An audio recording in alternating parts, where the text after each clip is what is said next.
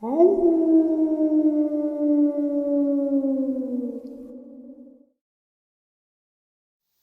and salutations, everyone. I hope everyone is still doing well, and welcome to, depending on wherever you may live or however you choose to read your clock, this early morning, middle of the night bonus upload.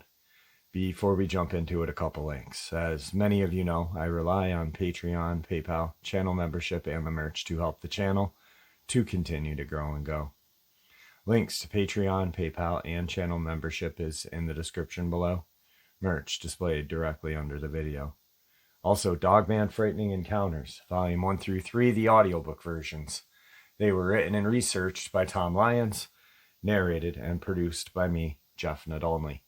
Those audiobooks are available on Audible, Amazon, and iTunes, links to which are also in the description as well. And finally, last but definitely not least, if you'd really like to help support the channel to continue to grow and go, simply subscribe. It does not cost a cent. Click the like button, takes half a second. If you don't want to miss out on any of the informative uploads that I put out daily, click that bell icon, and folks, please leave a comment. Why? Well, because all of these things really do help the channel to continue to grow and go. And yes, folks, they definitely do matter. Now, everyone, I have taken far too much of your time. Let's jump into this early morning or middle of the night bonus upload, shall we? Alright guys, let's jump right into it. Hey Jeff, my name is Michelle. I'm 54 years old. My husband Carl is 46. We are both prior military, and my husband has seen combat on more than one occasion. He suffers from severe PTSD. We both have our bachelors from UCA, and we've been happily married for 21 years now. So we are not a couple of flakes. I grew up in the foothills of the Ozarks in a town called Shirley, which only has a population of 336. So I occupied myself in the woods growing up. In fact, when I wasn't in school, that's where I'd be found. My dad was a rock mason and wood carver. Being his only child, I was raised a tomboy. He taught me about plants, animals, and how to hunt. So I'm very familiar with the woods here in Arkansas. My husband grew up in the shadow of the White Rock Mountain in a little community called Pleasant View here in Arkansas. His father served as Special Forces during the Vietnam War and taught him how to be a survivalist from birth. So we are both at home in the forest, to say the least. Back in 2010, we were spending the night with a friend of ours by the name of Austin. He and my husband are very close. He lived in an old single-wide trailer that sat on a hill, in a way so that the one end was higher than the other. The tongue end was about a foot off the ground, and the other was about 4.5 feet off the ground. So the small sideways rectangular window in the bathroom was about 8 feet off the ground. Austin lives in a community that is way out in the sticks, just outside of Plummerville, Arkansas, which we will not mention in order to respect his privacy. It was a pleasant summer evening, and we were all hanging around the house. Carl got up to use the restroom as the rest of us were talking.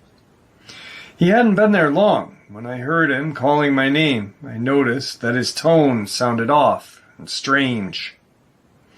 I rushed back to the bathroom to see what was going on, and when I opened the door, the first thing I heard was a low, rumbling growl.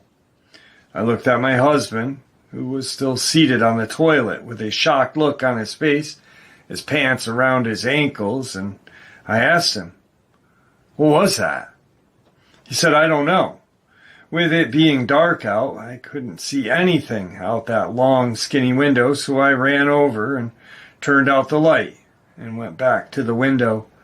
The street light was just out of my line of sight, but it was still illuminating that end of the yard. There was a small strip of mowed grass at the end of the trailer, and then it was just some short brush. All I could see was a large mass on all fours parting the tall grass and shrubbery. It looked to be about 4 feet across the shoulders and at least 6 feet long from shoulder to butt. I did not see a tail. I turned around and asked him what had just happened. He told me that he had just come into the bathroom and sat down when he heard this loud growl that made his insides vibrate. He tried to yell for me, but didn't want to be loud at the same time. He says it had growled a low rumbling growl that was similar to the one that I had just heard.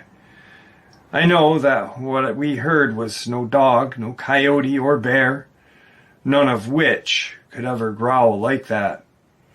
Only my husband heard the first and the loudest, scariest growl/snarl of all, which scared him stiff.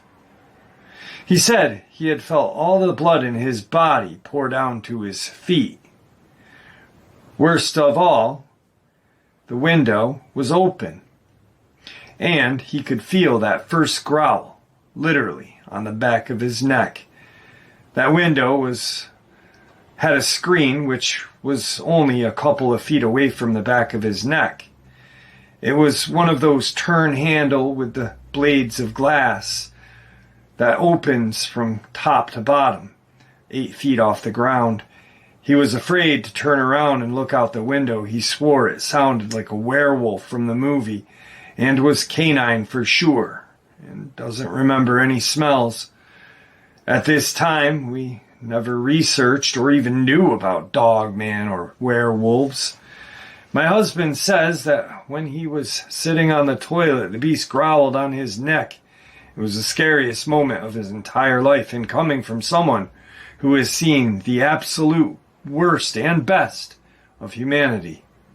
He said if he hadn't been on the toilet, he'd probably wet or soil himself. Also, Austin had a pit bull outside tied to the back corner of the trailer, almost right next to the window that was located behind my husband as he did his business. We never heard a peep out of her during all of this. This all happened late in the evening, and in the morning we found out why. She was lying in the yard with her chest and stomach ripped out and all contents gone. We felt so bad for her. Carl thinks he interrupted the beast while it was eating her, and it voiced its displeasure. A few years later, in 2014 or 15, we were in Bush, Arkansas, and we had 10 acres with a medium-sized creek that ran down the backside of our property, which empties into the White River at the southeast corner of our land. Beyond that creek, at the back side of the property, is the Army Corps of Engineer land. Our property was roughly rectangular in shape. The road we lived down was a dead end and became our long, curvy driveway. Our house was in the middle of that acreage. You couldn't see the house from our steel gate at the entrance. If you are standing at the end of our driveway, the house and shed would be on your right, and the only house that was close to us was back down the drive to the left of our gate about 150 feet, and had 2 8x8 metal sheds at the end of a single wide mobile home. Their fence ran down the length of our driveway. The first time something happened, I was taking Sugar Bear, our miniature poodle, to go to the bathroom, roughly 2 a.m. I usually walked her on a leash because there were a bobcat, coyote, and my husband even went face-to-face with a mountain lion/cougar one evening, even though Fish and Game denies they are out here. It was clear out with a full moon, so I didn't take a flashlight. I was just across the driveway near the fence that marked our property boundary when I heard a rock hit a tree near me from across the fence. It went thwack against that tree, then thump, thump, thump on the ground. My heart began to beat faster as I struggled to see what was there. I couldn't see what threw it, but my first thought was Bigfoot. Sugar didn't bark, but she headed toward the house, tugging on her leash, so I took her advice and backed toward the home, never taking my eyes off that wood line. Then we went inside. I told my husband the next morning, and he said he believed that I had heard something, but highly doubted that it was a Bigfoot. A few days later, a friend came by to do some fishing. We can call him Willie. He took his gear, a water jug, and one of our large handheld spotlights. This was around 5 p.m. when he went down to the creek. Around 7 or 8 after dark, he came running to our front door with no stuff and only one shoe. He was breathing heavily, eyes wide and white as a ghost.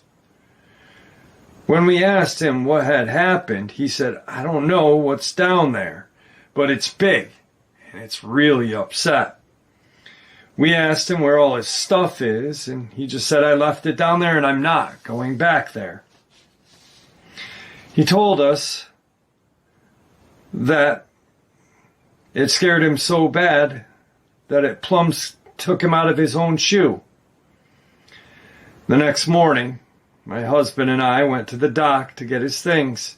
His fishing gear was untouched, but his shoe was missing as well as his water jug. We found his shoe about 30 feet up the creek, and his bottle on the bank about 10 more feet up the stream. My husband didn't know what to think because Willie was a bit of a lush and had the tendency to spin a good yarn now and then, but I believed him. I mean, that man ran out of his shoes and kept running. A few nights later, I was taking Sugar out at approximately 3 in the morning. This time, instead of heading towards the river, I took her towards our gate at the opposite end of the driveway. I took a small handheld spotlight with a click switch on it that night. I had turned off the street light that stood between the house and the shed because we liked to look at the stars. As we walked past the sheds, which was on my right, I heard a loud wham as something huge smacked the side of one of the sheds. I was so startled that when I jumped, I clicked off the light and dropped it at my feet. As fast as I could, I picked it up, turned it on, and scanned the area by the shed. Nothing, absolutely nothing is what I saw. I figure it was hiding behind one of them. This time Sugar ran behind me and barked. I was tired and hadn't forgot to put a leash on her, and backed up toward the house, my heart thumping as we went inside. This went on every 2 weeks or so.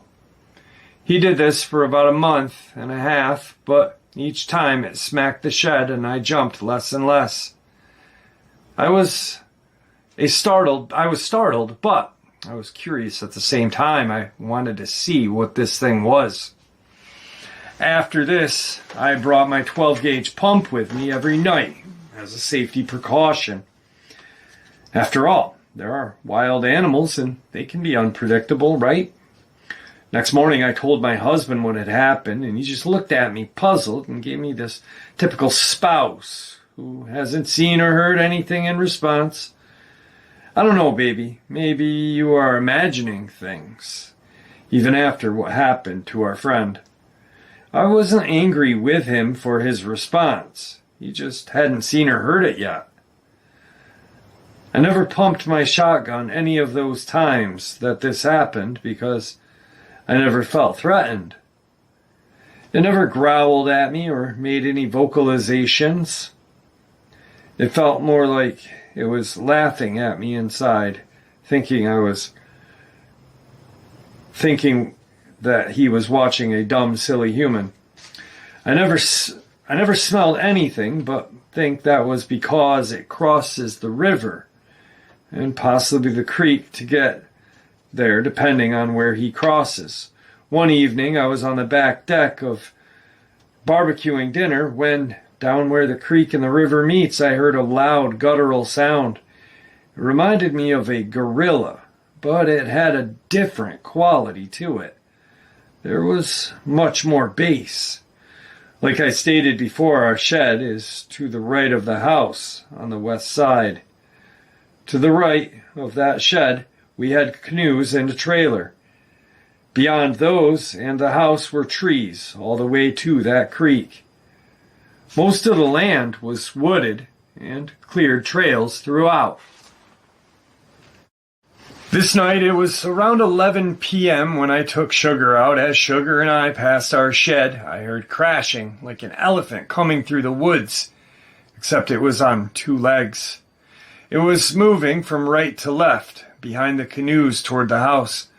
This time I did pump the 12 gauge, and it froze at first. I couldn't hear anything. Then I heard a shuffle, in the leaves where it stood. I got the impression that it didn't know what to do at this moment. I just didn't want our puppy being a snack for this thing. I shined the shotgun's flashlight into the woods, but didn't see anything, no eye shine or anything. So once again, I backed my way toward the house and went in. I figured it must have been shot at before, the way it had froze. I never intended to shoot it unless I really had to. I told my husband upon entering the house what had just happened. So the next morning, he went out and take a look and found nothing. But our land was very rocky. He didn't even find any broken tree limbs. He tried to make as much noise as possible back in those trees, but he came nowhere close to making as much noise as that creature had that night before. I couldn't believe he didn't find anything.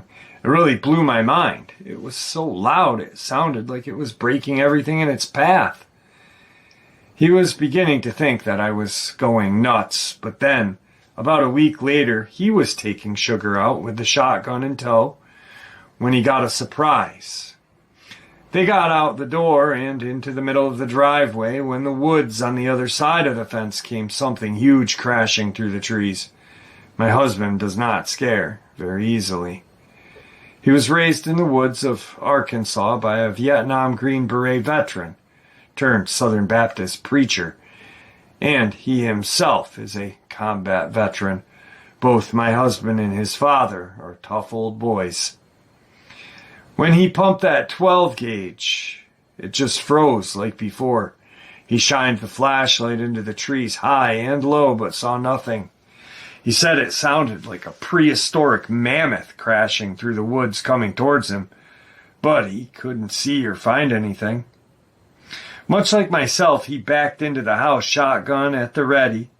A few days later, the neighbors at the gate end of our driveway told us that just after dark the night before, they had chased a large man or creature off of their property. I have always wanted to go back there and see if this thing is still out there, but I can't go out there anymore. I wonder. We moved not long after that. We moved to a suburb of Rogers on Beaver Lake called Prairie Creek. After all this, my husband bought us a Glock 10mm. My son lives with us, so that's 3 Glocks. We now have a house rule. None of us go outside at all without their 10mm. He also bought 2 Rock Island VR-80 semi-automatic 12-gauge shotguns with magazines. He turned our Yukon XL Denali into an adventure vehicle and is planning to get 2 more guns. A Ruger precision rifle in 300 Win Mag and a Lever Martin Action 4570 government. Before we move back out into the country again, which I hope is soon. Thank you for reading this, and let me know what you think about our encounters. Please feel free to use our names, and the events are absolutely true. If you need to edit this, feel free. Wow. That one is just, to me, crazy, because you have 2 military people who were in the military. The husband has seen combat, raised by a dad who was in Vietnam and saw combat, special forces. And to have that first Dogman experience, that's what baffled me when Michelle shared this with me at first, because they had the first Dogman experience, and the husband still kind of didn't buy what she was going through every time she went out for a walk with her dog. Even after the friend had seen something down by the river and creek. it's just almost like he wanted to forget that whole experience. And I can't blame him, for wanting to forget it. Especially after seeing combat and stuff. I mean, really, who wants to go to war with these creatures at all, I got a couple more, maybe one more. I got one more long one, and let's get into it.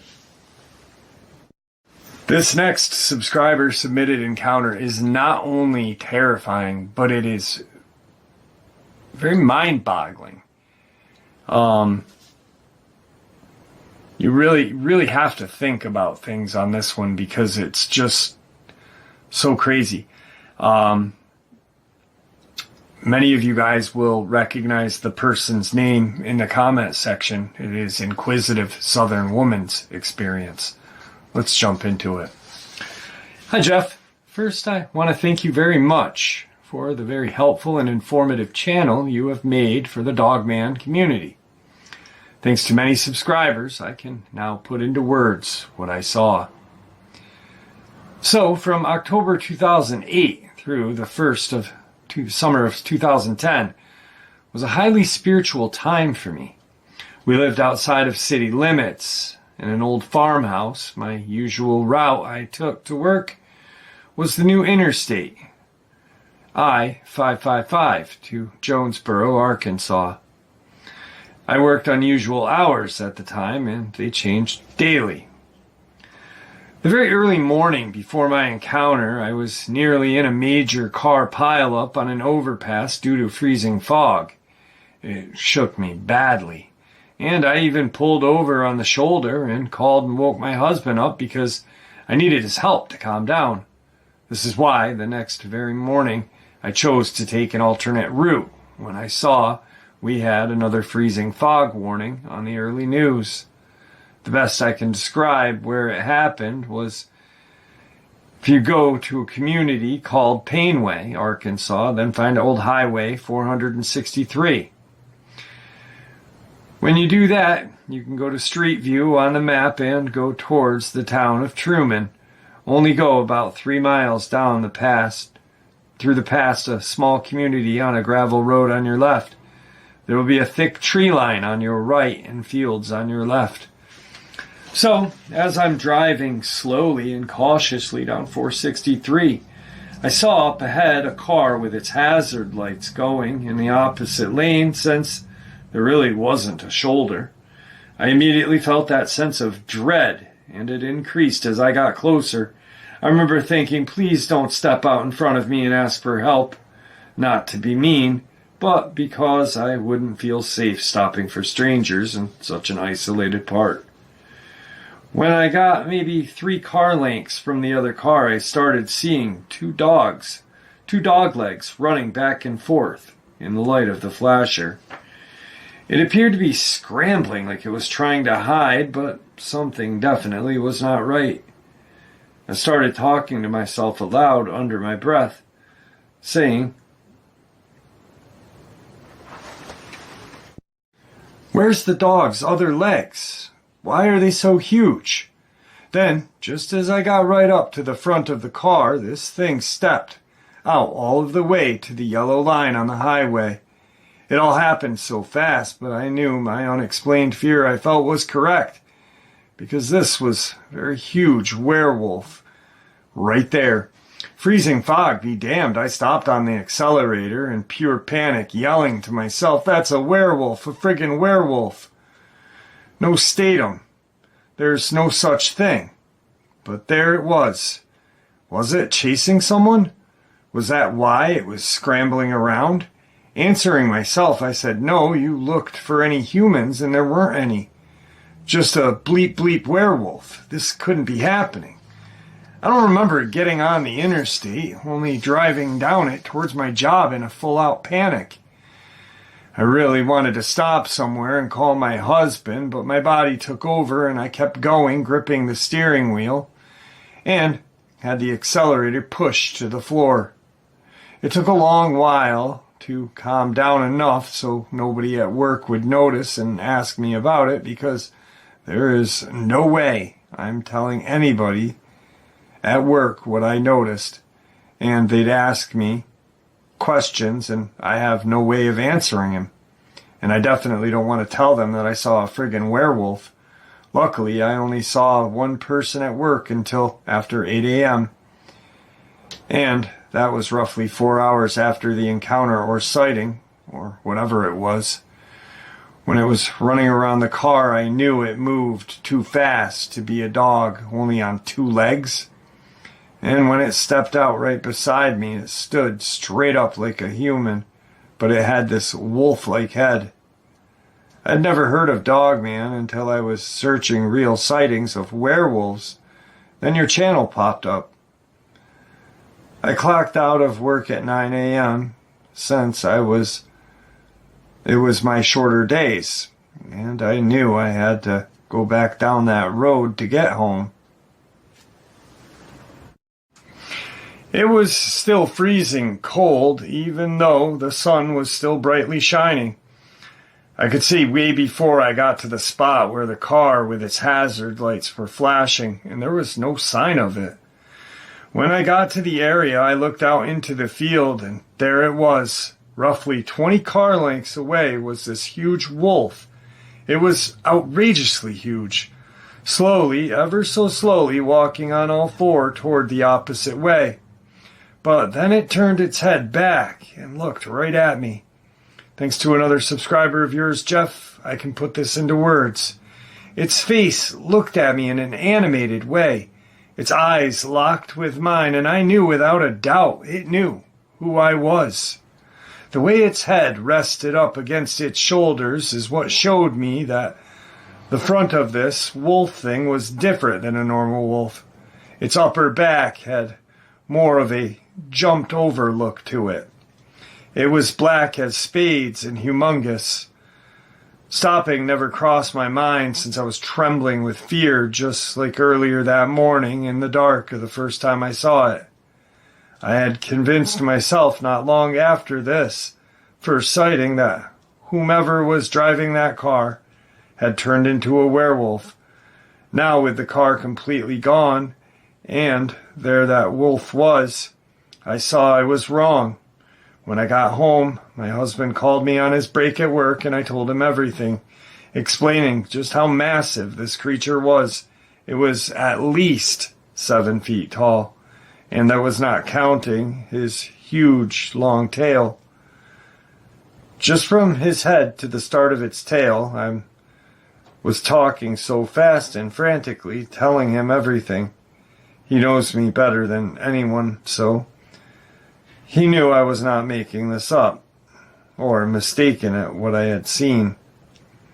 Since then, we periodically will take that road on our way home, looking for my wolf or my werewolf. So many questions ran through my head that month and months later. Like, where did it go for all those hours?